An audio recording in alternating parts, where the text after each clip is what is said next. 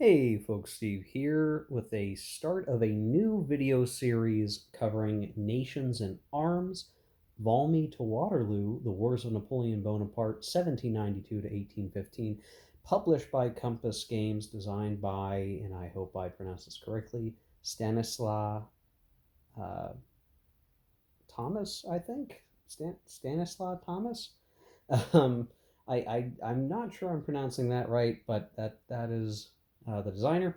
And this is a game on the Napoleonic Wars. This is a hex encounter game, and it has gone through, well, a bit of a history. I'm going to recount some of that to you here in this video. This is the introduction video for the video series, which means we're going to talk a little bit about the game and kind of what it looks like and my plans for the videos ahead of us. Actual gameplay will start in the next video, but we'll kind of talk about all of that. So yeah, this is a Napoleonic Wars game, and has some design roots in other Napoleonic War strategic level games like War and Peace, but obviously twisted to the designer's sort of preferences. A lot of comparisons can be made of this game compared to War and Peace, and I do own the 6th edition of War and Peace, and maybe at some point we'll do a comparison video or something. I mean, I'm sure I'm going to play War and Peace on the channel in the future. So I did want to go with this one because one, I was in the mood for Napoleonics. I think a few folks are, and I've been getting some other Napoleon games, and it just felt like a good time coming off of End of Empire, which was a American Revolutionary War game, and kind of go to the next major set of world events, which is the French Revolution and the Napoleonic period. So this felt like a really good follow up to play. Now, I have played this game once before. I took it to a convention several years ago. We ended up like, I think the intent was we were going to play like a 4 to 8 turn game, and we managed to get through like 2 turns because nobody who showed up at the convention read the rules like I asked them to, and we had a couple of people who were kind of disengaged because they were kind of, learning but not really paying attention, and they wanted to, I don't know, I don't think their hearts were in it, but a few folks' hearts were in it. It was just this weird situation, and I don't think the game really got to show its stuff in the way that I think it deserved. I had a lot of fun when I played it, though, and it felt like a game that I would really enjoy if I just played it a little bit more. So we're going to play it on the channel here. We're going to do this solitaire like many of the games that I cover here, and we'll navigate through the game's nuances. So a couple of things just to hit right out of the gate. This game was originally published from Compass Games, and it had its inventory run. It eventually got to basically sold out status, and then Compass did something that I'm not sure how often they do. This must be a rare event. What basically happened is they did a half reprint, or not, maybe not even a half. I don't know what you call it, but they did a restock, and that restock basically put the game back available to be purchased. The versions that were restocked were basically all the components of the game that they must have had some stock of inventory of components that they were able to put together, or they did a really small print run. I'm really not sure. They were able to do enough to get this game in limited quantities as a restock in 2019. And as an added bonus, they reprinted the rules with some updates. So this is going to be where I segue into the game's weird history of rules that will be significant to the rest of the video series. So we're going to go through this in chronological order. The game was originally released. It had some rules. These rules suffered a curse that I think, the Napoleonic strategic level curse. Every Napoleonic level, or I'm sorry, Napoleonic strategic level game tends to suffer from a mess of errata for its rulebook. I'm not sure why this is. War and Peace, the 5th edition, had some issues that were corrected into the 6th edition, and other games have various issues. This game had some issues when it was first published. Some of it based on my reading, can be probably traced back to the fact that Stanislaus Thomas is French. I believe he's French. And the game rules must have been originally written and developed in French. When it went to publishing from Compass, it went through some level of translation and shifting to work for an English audience, but a lot of weird things managed to get into the rules. So, for instance, if you play a Napoleonic game, you're probably used to the idea that, like, oh, you conquered a country, right? Well, in some places in the original rules, it would use the term conquer, like you conquer a nation, but in other contexts, referencing the same game act, it would use the word vanquish. Probably because conquer and vanquish, like in translation, the French word used could have been either or. So when it got translated to English, for some reason, the word vanquish stuck around when really they should have used the word conquer. So little weird things like that. And in my mind, I would think surely a good, strong developer would have hammered some of that stuff out. And I don't want to throw shade at the developer, but I think some stuff just didn't get ironed out the way that they should have. So the as written rules had some problems. So what happened next? Well, some enterprising individual who goes by Delirium_EU on Board Game Geek, but his name is Bjorn, created Bjorn's rules, which were a total rewrite fix, which I printed and comb bound and have, which were an attempt to rewrite the rules into a more usable format. And generally, these rules were well received and well liked. The only challenge was it did add some page count and even some additional rules that were not in the original game to, make the game better. But ultimately, it has made it just a little bit different. And so you could almost look at Bjorn's rules as being almost a distinct rule set or a 1.5 rule set off the original that has been totally forked down a different path than what is to come, which I'll cover in a second. Generally, I think these rules are fine, and I think they could be used. They're up to version 1.42 that I printed out. There might be a newer version than this, but I think that's the latest that Bjorn had published. So you can download this, you can use this with the game, and that's all well and fine. And for a long time, before the restock, this was the rule set that largely you would want to use. And when we played at the convention, this was basically the rules that we aimed to use. And I think because of the ballooned up page count, that affected people's willingness to read and learn the rules beforehand. So a little bit of a dicey proposition there.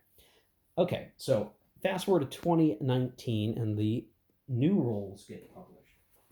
So here you see, here are the rulebook that came with my copy of the game, noted as second printing, 2019 Compass Games. Very interestingly, let's see, where is it? On the back, there's a special thanks to Bjorn Engvist, and that's our guy, that's our Bjorn, who wrote those updated rules. Now, here's the thing. These rules are different from the original. If you can manage to track down the original PDFs, and you did a comparison, these are definitely different. They are updated. They are different. There's even, I should just point out, there's some stuff written at the very beginning of the rulebook that includes some designer's notes. So there was some level of effort to comb back through the game and do some fixing. Now, here's the thing. Bjorn is given a special thanks, but it's not as though these rules printed here are a one-to-one equivalent with Bjorn's rules. They're not. They're actually different. So much so that I would refer to this as a separate fork. Now, when I say fork, I don't mean the kind you eat with. If you're familiar with coding, software, all of these rules are sourced from the original printing. Bjorn made a modification of the original rules. These are a modification of the original rules. They may incorporate some clarifications that Bjorn helped, identify, but ultimately these are not Bjorn's rules. They're a totally different thing. I shouldn't say totally different. It's the same game, but it's the tweaks and it's the little nuances that make the difference. So you could almost see this as a wholly separate rules genealogy. The fact that I'm talking about rule genealogy trees is maybe a bad sign for some folks, but we're not done yet. So these came out right now. I would definitely say you could play with these rules and probably be just fine. Are they missing some of the special additions that Bjorn added to his rule set? Yeah, sure. They're not. They don't include those. Um, are there still things that should have been hammered out better? Absolutely. And this leads us now to yet another rule set. What I have here, and I got this professionally printed at UPS with a nice spiral bound and the the whole thing. This is a separate document written by someone on Board Game Geek named Banania, and so you could refer to these as Banania's rules. These are a reorganization of the second printing rules. Okay, I should have made a picture of the rules genealogy. That's what I should do. I should do that before the next video. Is make a chart. This is basically a rules rewrite fix up of the second printing rules, and as best as I can tell, these rules are really, really good because Banania did an excellent job. He must have access to like Adobe publishing software because he basically went through and just did like a bunch of amazing reorganization things that with special uh, formatting of text to just make it look really good and to call out the errata in red text. And in my mind, when all said and done, when I compare this to the text of the original rules, of the second printing rules, I should say, Banania's is much better. So, for this video series, just to kind of bring us all around so that we're all operating on the same page for the rest of the video series, I will be using Banania's rules for the video series, which means this is largely the original rules, second printing for Nations in Arms, but reorganized and all clarifications and errata addressed. And included in this book, that includes the rule book and the playbook. You can find this on Board Game Geek. I would say if you were to pick up this game, pre-owned or otherwise or whatever, that you look to see in print Banania's rules. Granted, this rule set works best printed in color, and so this might cost you a little bit more to get it printed out. Honestly, guys, I feel like this comes with the territory. For whatever reason, that's just the state that we're in here. Is this game going to be worth the effort to print out a brand new rule book and all this stuff? Well, that remains to be seen. I still have a good feeling about this game, and I'm going to explore it as best I can to prove it out one way or the other. Now, I'm gonna tell you one extra thing that makes this really funny to me. Banania's rules have a mistake in them. I can't help but laugh. There's some errata to Banania's rules, and I'm going to show you what that issue is. It's very minor, actually. It's almost not even really a problem. So when Banania was organizing the scenario information in here, what he accidentally did is he put some of the reinforcement information for the 1796 Bonaparte in Italy scenario. He accidentally put them in the 1800 Marengo section. So I, in pen, wrote this out, say, hey, this whole block of text is actually meant for 1796. Same thing with those ones over there. And then there's some down here. And then the reason why you can easily tell that this was the mistake was that the Marengo turn is one season, which means there aren't any reinforcements, and you can plainly see that these are listed for 1796. And when you go to 1796, which is 4 seasons long, which is 4 turns basically, it's lacking reinforcements, and it needs the reinforcements. So that's how you know the mistake is in there. I've not seen Banania make a PDF update to incorporate fixing this, but it is very minor. And I was able to be sure that that's the case because I cross-referenced this against the printed playbook to make sure that I highlighted the right sections. So dang it, guys, you can go through what, one, two, three, four versions of the rules, and still there's something goofy with them. It's the Napoleonic-Strategic Curse. I'm telling you, it exists. It is here. I'm not superstitious, but I'm a little stitious about that. So this is the rules we're going to use, guys, and I've read them through, and they are pretty good. This game has a lot of little nuances and special cases and complexities to it, but Banania has done a very good job organizing them in a way that makes them useful at the table and includes additional charts at the back that just kind of help summarize different things and talks about stacking. The charts back here are actually, at the back end of the PDF, are some of the better contributions that he made, because it just makes a lot of quick reference things, almost replacement for the player aids, because they're just very useful sort of summaries of different types of things that can happen as a reference, which is very cool.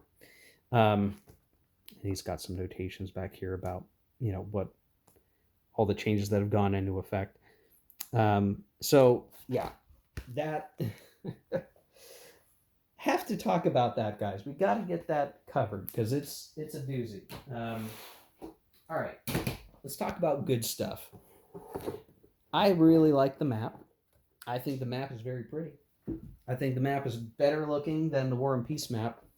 That's not to throw shade at the War and Peace map, but I just think this one is better. I think it's nicer on the eyes. Both games kind of have this like burgundy border around the map, which I think is funny. But you have some holding boxes along the map edge. You got it's in the glare, but there's a season track. Here, you've got your game year track. Here, you see it goes 1792 to 1815, though there is no super campaign that runs from here to here, and we'll talk about that here in a minute. So throughout the map, you can see different terrain. So there's like mountains, there are hills, there are mountain passes that are make it a little bit easier to get through mountainous terrain. You can see, I'm going to zoom in for a second, that there are fortresses of differing levels. So some stronger than others. You can see Mantua is a 3. Some of these areas are broken up by thin red borders that represent provinces within a home country. There are cities that don't have fortresses. There are cities or fortresses in red text, which means that they are capitals of provinces, and some areas are keys, which matter more for victory.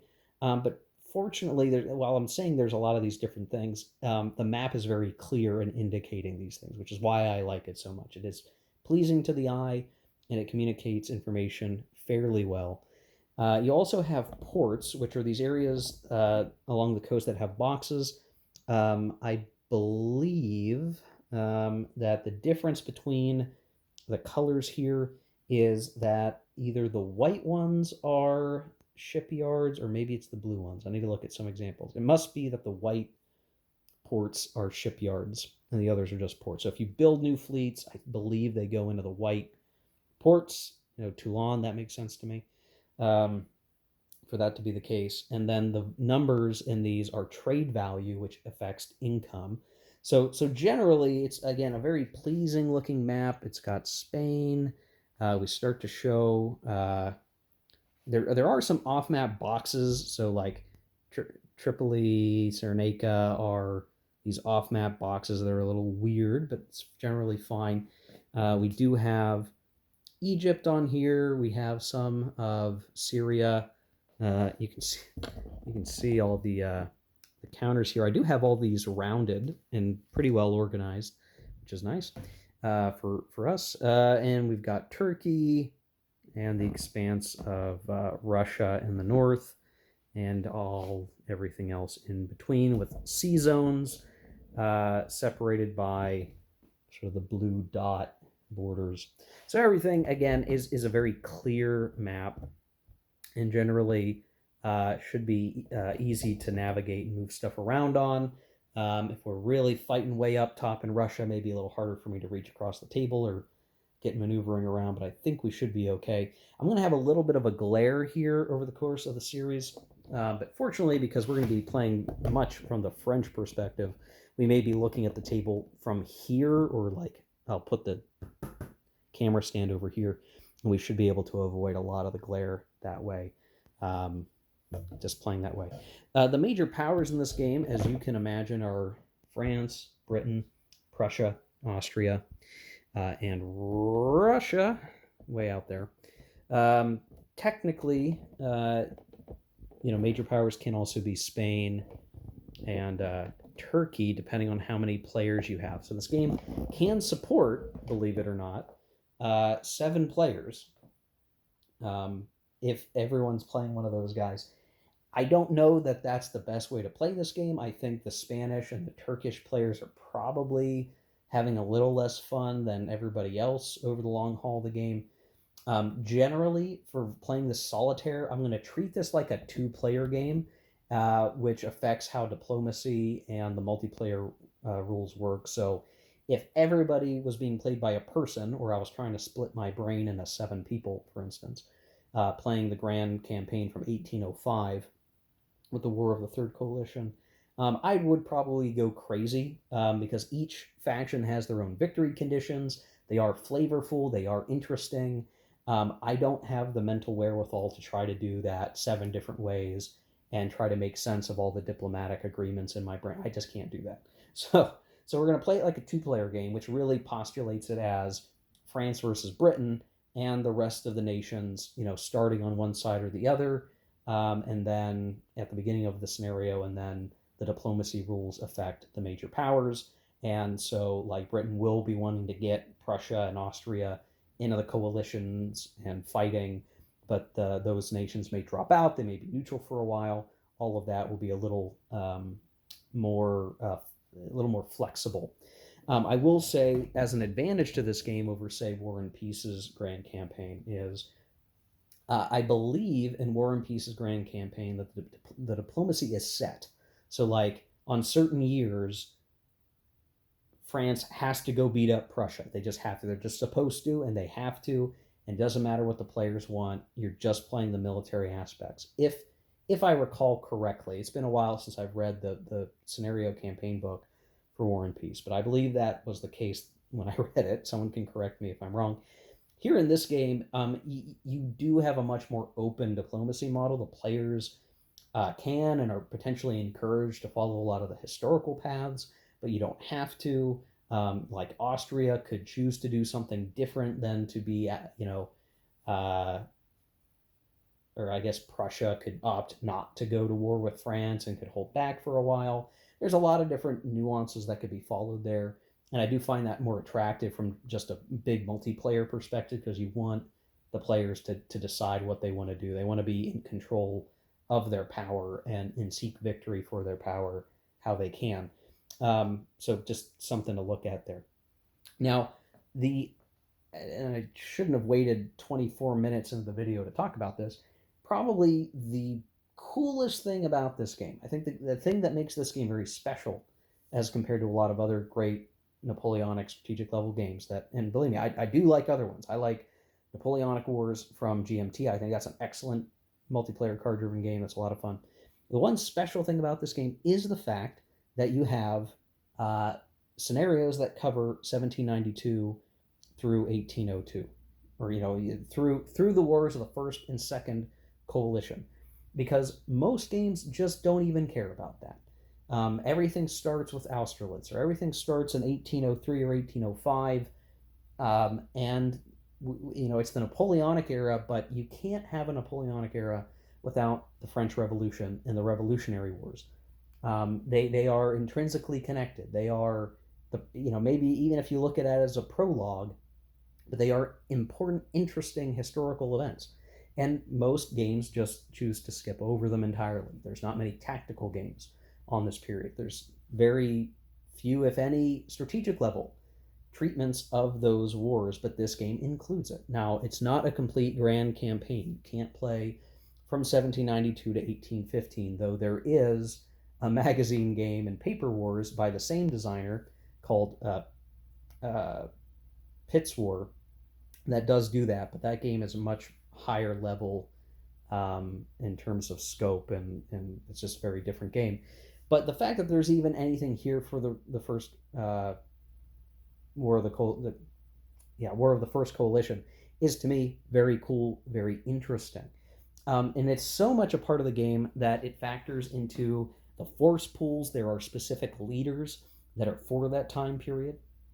And in fact, there are cards that support these. So you not only have a War of the First Coalition as just a whole self-contained scenario that is fully fleshed out. It is the first, it is the War of the First Coalition.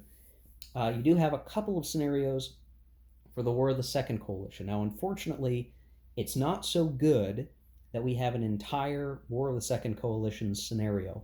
It's chopped up into a couple of different bits. There's the Marengo scenario that's a turn long and features Napoleon in Italy. So, we know that. All right, that's fun, great, and that's all well and good. And then they have a campaign that is a little bit longer that is focused around Suvorov's campaigns and encompasses a little bit more of the map. So it's not a complete end-to-end treatment of the War of the Second Coalition, but it gives you the best highlights. And the War of the Second Coalition was just a little bit different than all the rest, and I feel this game accepts that and gives you a decent treatment. So it's got a Bonaparte in Italy, smaller sort of training scenario for the War of the First Coalition, and then there's the whole War of the First Coalition. You've got Napoleon's Marengo campaign, and then Suvorov's 1802 campaign? No, 1799 campaign. I'm getting mixed up here, guys. But basically, you get a good treatment of the wars of the First and Second Coalition. And then, like all the other Napoleonic games, this game has a number of other campaign scenarios where you can play from 1805 or 1809 or 1812, 1813 to the end as a grand campaign, but you can pick what year you want to start. 1805 is probably going to be the one that we do. And then there's a few other smaller scenarios. And even some of those campaign games are also set up that you can play just a year's worth of the game and adjudicate victory. So there's a lot of flexibility in the scenarios that are available here. And the fact that there are the Revolutionary era wars, very cool and significant.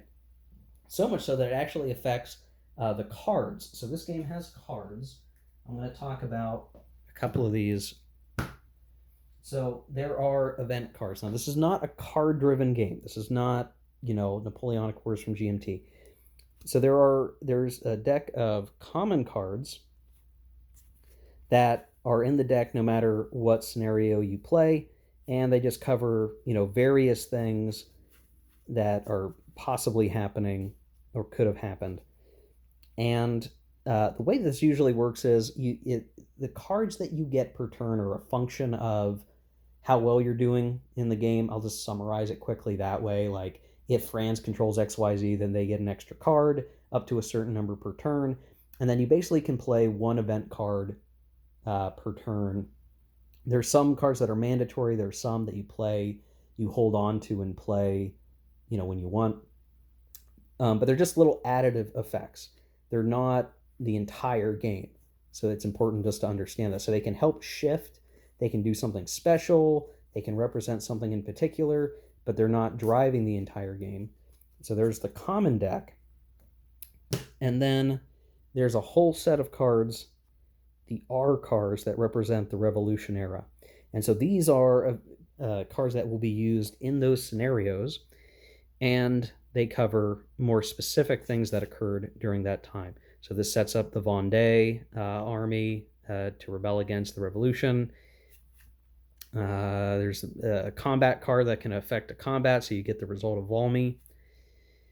Let's see, there's some Vendémiaire, White Cockade, which affects certain things. The Terror, Committee of Public Safety. Now, some of these cards are set up where each player starts with certain ones, and it sort of creates a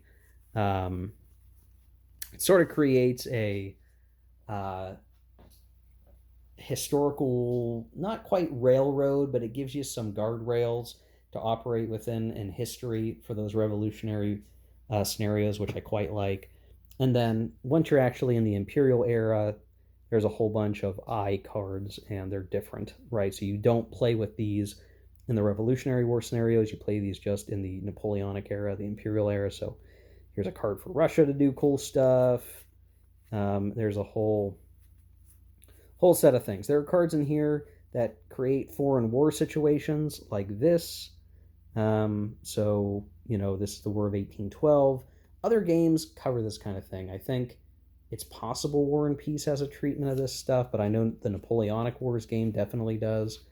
Um, so maybe nothing too surprising there, but I generally like the way that the cards are implemented in this game. They add a little bit of that extra context and fun without totally dominating the game. It is still ultimately a hex and counter game with leaders commanding armies and moving across the map. There's one optional set of cards, which is the tactics deck. So the way this is supposed to work is you can either use these all the time if you want, or you use them when it's a major battle with armies, which is kind of like the default. Like, these only matter when it's the big epic battles that are going to occur. Or you don't use them at all, I guess. But it's like, use them all the time, you use them under certain constraints, or you just don't use them. And basically, based on the commanding general's ratings, they get a number of these cards. And I have to try to confirm if they draw them or they pick them. If they get to pick them or draw randomly. I have to look because I don't think the rules are clear on this, which is kind of a bummer.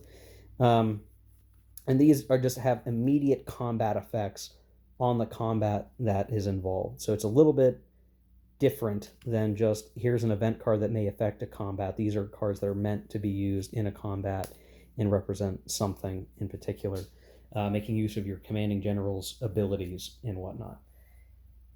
So there's a lot there, guys. There's a lot that the cards can affect. There's a whole production sequence that we'll hit where each province on the map actually has a value in terms of production. And I can show you some of that here. So there's this minor powers resource chart that says, hey, for Anspach, what year is it? What year is the scenario you're playing? So let's say we're playing the War of the First Coalition. Well, they are an ally of Prussia, and they're basically getting 1 ducat, or 1 pound, 1 money from Anspach, and doesn't look like they're getting anything else from them. But in 1809, Anspach is part of Bavaria.